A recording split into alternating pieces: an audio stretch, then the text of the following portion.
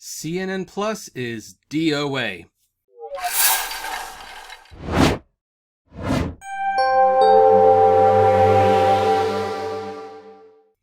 Hey everyone, this is Kevin the Entrepreneur. Welcome to my media channel, and we're going to talk about CNN Plus. This was CNN's big push towards the future. I don't know if they were planning to be like one of the big three streaming sites, but they at least wanted to be the #1 streaming site for news. And that makes sense. CNN has been on the top of news for a long time, and I kind of poo-pooed the idea that CNN Plus would ever amount to much of anything. I know that they were investing money into it, bringing Chris Wallace over here with exclusive programming from Anderson Cooper, things like that. I know they were doing that, but it turns out that has not paid off, and I'm going to explain why it didn't pay off. However, before we do any of that, please consider, if you have not already, subscribe to our media channel.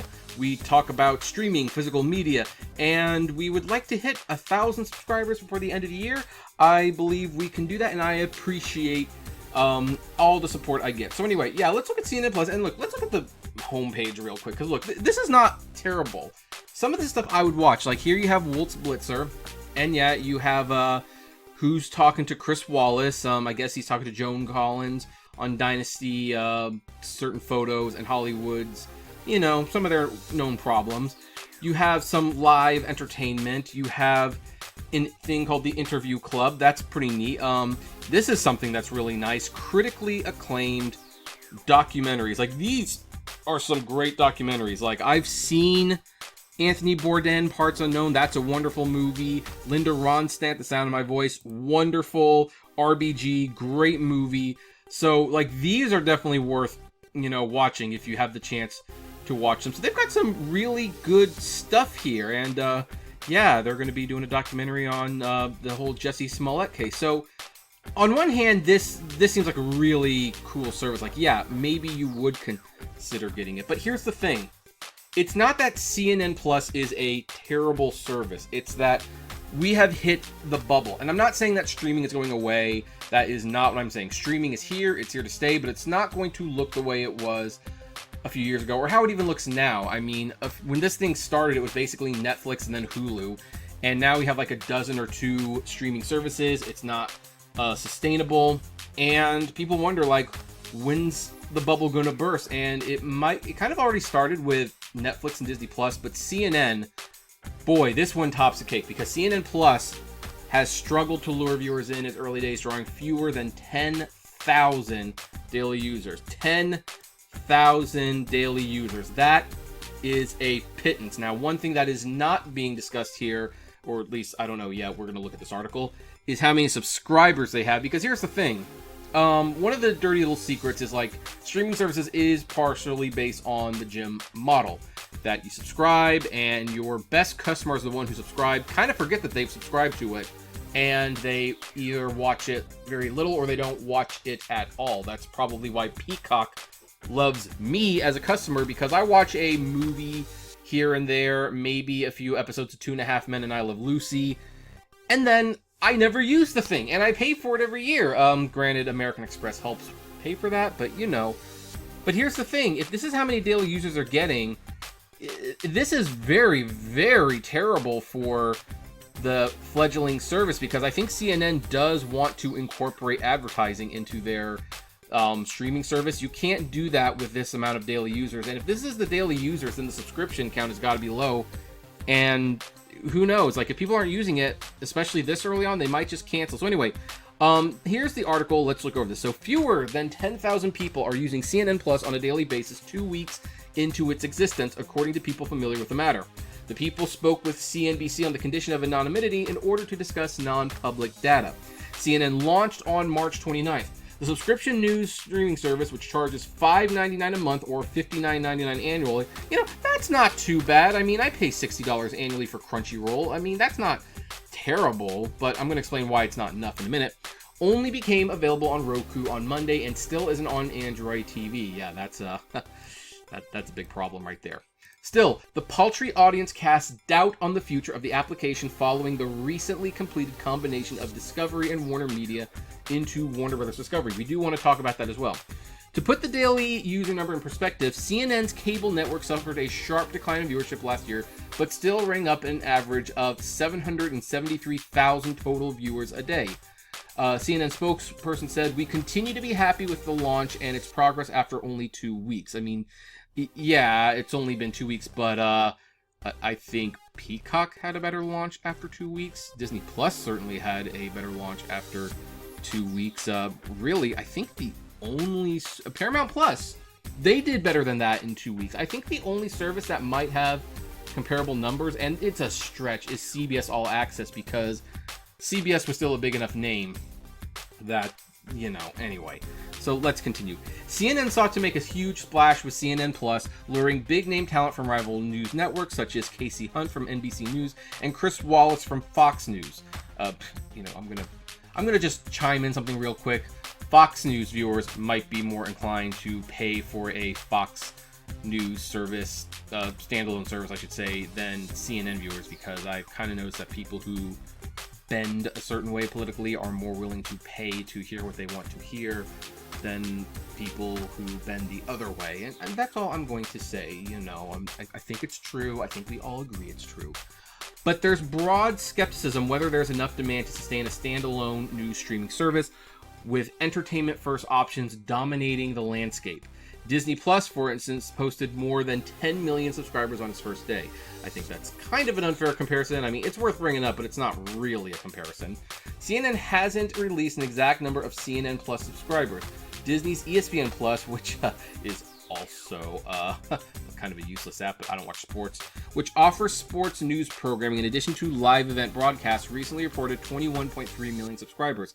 NBC Universal's Peacock, which features news programming, reported 24.5 million monthly active encounters in the US, more than 9 million of which were paid members. ESPN Plus charges $6.99 a month, and Peacock offers premium tier starting at $4.99 a month. And, you know, we're going to pause. Well, actually, we'll get to that because this article's always over. So, Warner Bros. Discovery CEO David Zaslav hasn't commented publicly on CNN's long-term future. CNN Plus's long-term future.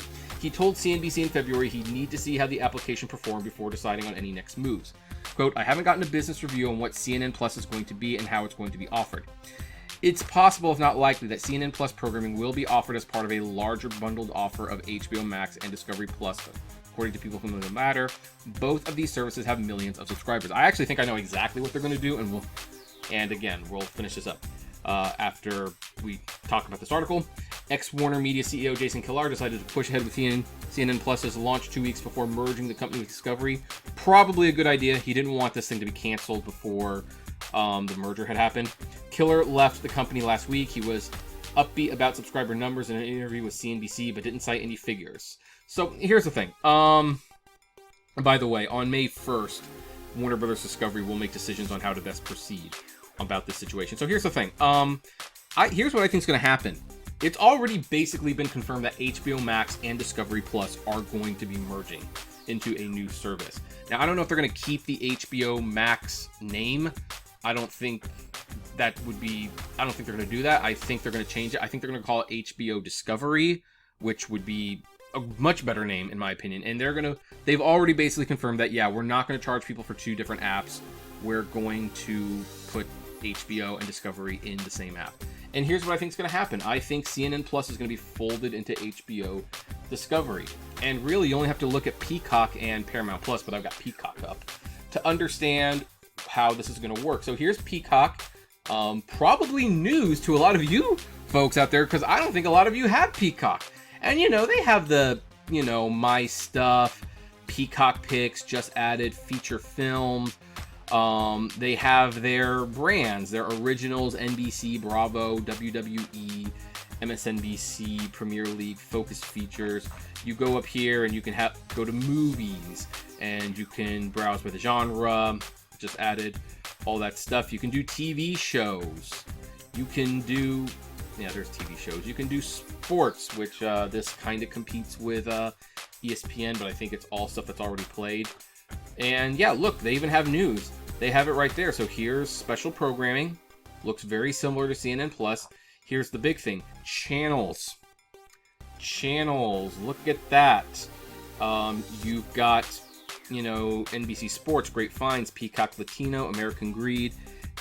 This is live true crime, Sky News, Los Angeles News, Boston News. You have the live channels here. Hit Blockbuster Movies, Black Cinema. What are they? Something Like a Business. Oh, that's a good movie. Blacklight Comedy, Bernie Mac Show. Rest in peace, Bernie. I loved you.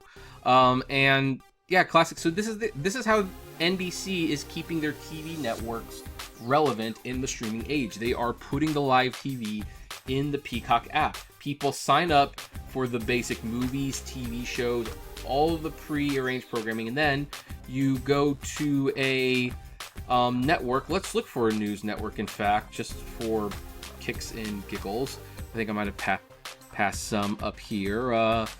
Yeah, Los Angeles News. Let's go to Los Angeles News. You click there, it loads, and this is what's currently airing on Los Angeles News. I obviously have the volume off. So this is how Peacock basically realized they didn't need a separate app for their news. They could put their live channels here, and any programs and stuff they could put over here. So you go to CNN, and look, this is all nice. Don't get me wrong. This is a very nice site, like the programs, like all this. But the question is, why is this its own app? Why is this a streaming service you have to pay for?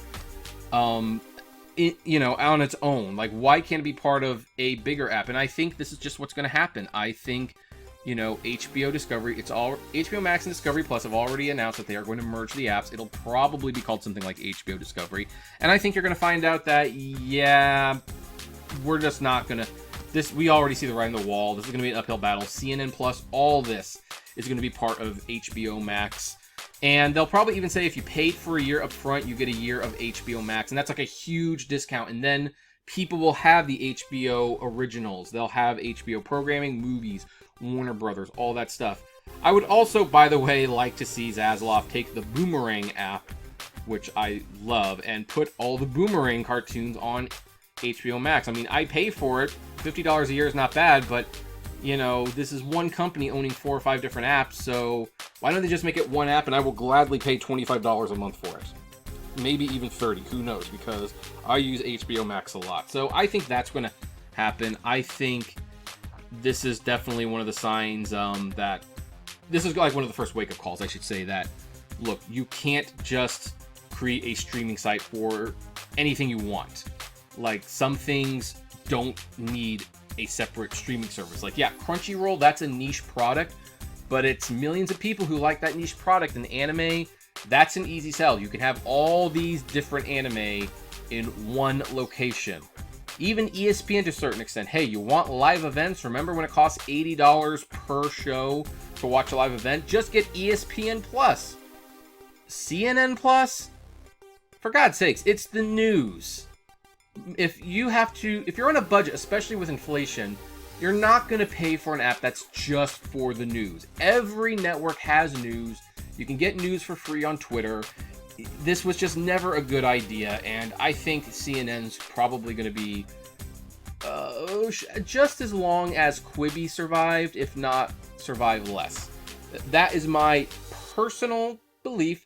I may be wrong, but now that means I need to pass the question on to you. What do you think? Do you believe that CNN Plus is long for this world? Do you think there is a market for CNN Plus? Or heck, maybe even any individual news network? I know that, and we're not talking about, like, you know, extremist sites like OWN and things like that, you know, that's not really news. But, like, would you pay for Fox News on its own? Would you pay for MSNBC on its own? Like, would you pay for the BBC on its own? Like, I would love to know. So comment below, like, favorite, share, subscribe, and as always, flame responsibly.